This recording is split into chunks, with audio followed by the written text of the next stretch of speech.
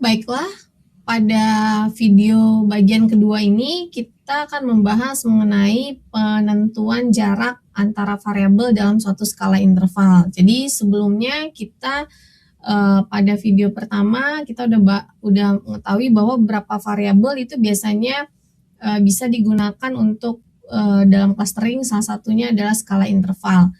Nah, untuk penentuan jarak, ya, jarak ini merupakan salah satu bentuk pengukuran dalam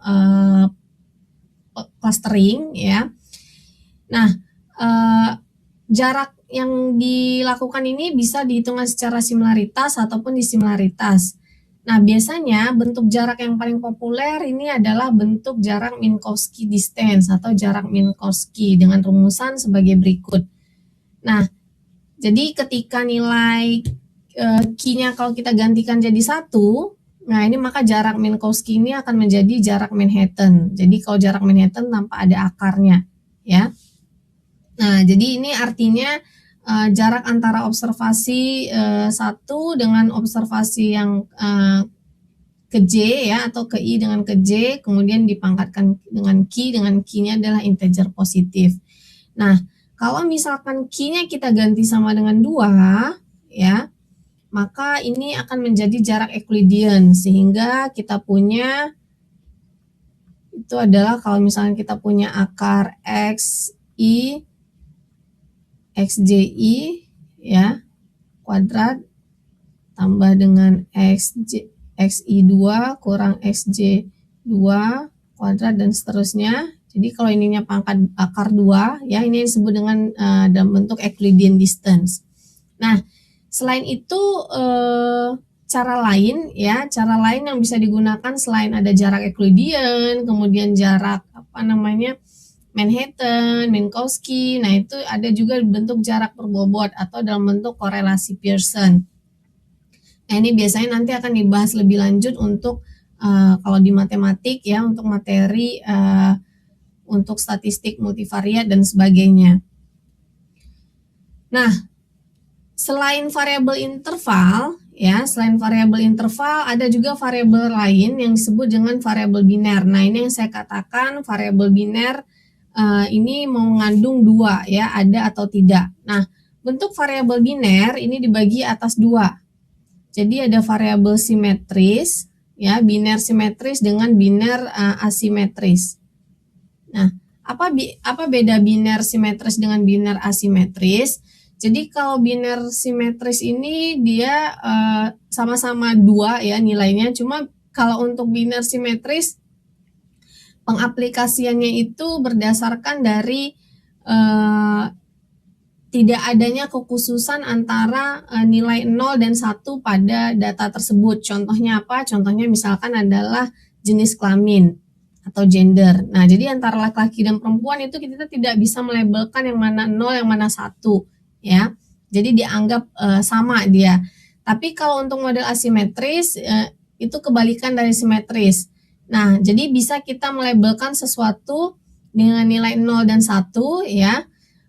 Seperti apa? Seperti misalnya positif, negatif, ya. Jadi kalau misalkan pasien yang mengalami COVID-19, nah yang positif kita kasih label 1, yang negatif kita kasih label 0. Kemudian orang yang merokok, ya, jawabannya iya atau tidak. Nah, yes dan no itu juga kita bisa memberikan label 0 dan 1. Jadi ada artinya tidak antara nilai label 0 dan 1 itu bisa kita lakukan, gitu, ya, bisa kita berikan berbeda dengan jenis kelamin yang artinya orang tidak bisa juga misalnya laki-laki itu dikasih nilai 1 atau perempuan dikasih nilai 1, laki-laki dikasih nilai 0 atau perempuan dikasih nilai 0. Nah, artinya dianggap sama untuk jenis kelamin. Nah, itu yang disebut dengan variabel biner simetris. Nah, misalnya kan asimetris ini tadi itu yes, no, positif, negatif, ya. Nah, untuk perhitungan jarak pada variabel biner ini biasanya kita buat dulu dalam bentuk kontingensi tabel atau tabel kontingensi seperti di slide di sebelah kiri. Nah, nanti baru kita bisa menentukan beberapa jarak, ya, baik untuk biner simetris ataupun biner asimetris. Nah, biasanya untuk menentukan similaritas pada suatu variabel biner asimetris, ya ini bisa kita gunakan yang namanya koefisien Jaccard, ya dengan rumusannya sebagai berikut. Nah, biasanya koefisien Jaccard ini digunakan untuk variabel yang jenisnya biner, ya, tapi dalam bentuk biner yang asimetris. Oke, berikutnya kita masuk kepada misalkan contoh di sini ya. Saya punya beberapa data, ya, misalkan dengan nama pasien di sini, kemudian ada jenis kelaminnya, kemudian pasien ini didata apakah dia mengalami demam, batuk, kemudian nanti dites ya, dites untuk menentukan dia COVID atau tidak. Misalnya di tes pertama ada sampai 4 kali tes. Nah, kita ketahui bahwa di sini gender modelnya itu adalah variabel simetris. Ya, sedangkan untuk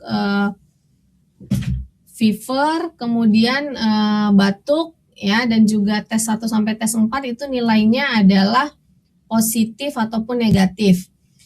Dan jawabannya juga ada yes dan no. Nah, jadi model ini baik fever, cough, tes 1 sampai tes 4 ini kita sebut dengan model atribut yang asimetris biner karena dia mengandung nilai 0 dan 1-nya itu bisa kita tidak ada kekhususan di situ ya.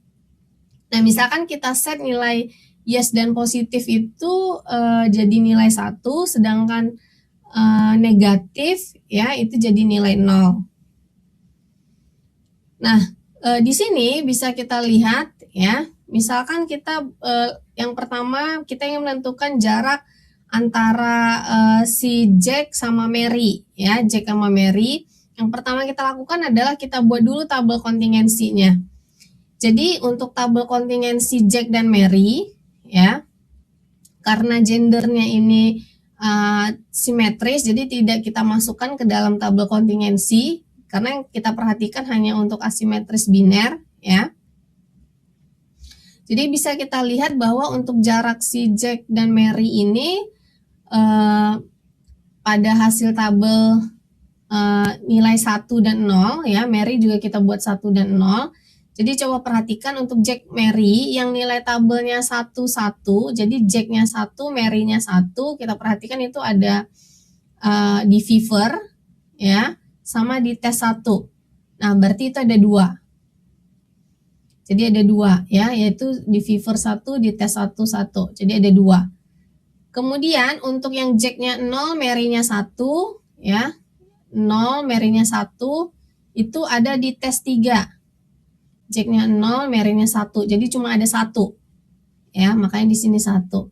Sedangkan untuk nilai 01 atau 10, Jack-nya 1, Mary-nya 0 itu tidak ada. Jadi kalau kita perhatikan di sini cuma ada 1100, 1100, 01 dengan 00. Jadi makanya nilainya 0. Kemudian untuk 0,0 itu Jack-nya 0, Mary-nya 0 itu ada di cough, ada di tes 2, ada di tes 4. Jadi ada 3. Ya. Sehingga kalau kita jumlahkan seperti ini dan sesuai dengan jarak untuk asimetris binary, ini sebagai A, B, C, D, maka rumusannya ini sehingga kita dapat nilai jarak antara Jack sama Mary itu adalah 0,33. Ya.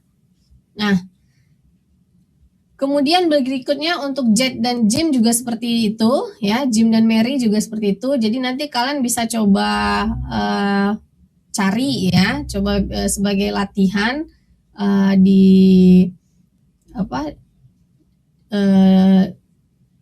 di rumah ya. Jadi coba nanti untuk Jack dan Jim apakah benar seperti ini dan Jim dan Mary apakah benar seperti ini. Nah, jadi ketika kita dapat ya bahwa bisa kita lihat bahwa oh ternyata jarak antara Jack sama Mary itu misalnya kita dapat 0,33, jarak antara Jack sama Jim itu 0,67 dan jarak antara Jim sama Mary itu 0,75. Nah, ternyata nilai yang paling kecil itu jaraknya adalah si Jack sama Mary ya. Jadi bisa kita katakan untuk jarak Jack sama Mary itu karena jaraknya paling kecil dan paling dekat ya berarti dia pasti memiliki tingkat similaritas yang sama dibandingkan dengan yang lainnya ya. Nah, kemudian untuk berikutnya ada yang variabel skala pengukuran nominal, ya. Ini biasanya untuk nominal yang memiliki lebih dari 2 kategori. Yang pertama bisa pakai simple matching, ya, dengan metode simple matching. Kemudian bisa juga dengan membuat banyak binary variable sebanyak states, ya. Nah, sedangkan untuk pengukuran ordinal ini bisa berupa data diskrit ataupun kontinu. Yang paling penting kan biasanya ordinal ini kita memperhatikan rank, ya, ataupun urutan. Nah, ini bisa diganti dengan bentuk peringkat, ya, kemudian nanti dipetakan ke dalam bentuk 0,1 dan biasanya hitung seperti variabel interval, ya. Jadi tetap pakai z-score seperti di variabel interval, ya. Dan untuk variabel rasio ini biasanya kita bisa ngambil, ya, dengan cara menggunakan transformasi logaritma, dan biasanya nanti gunakan data ordinal kontinu.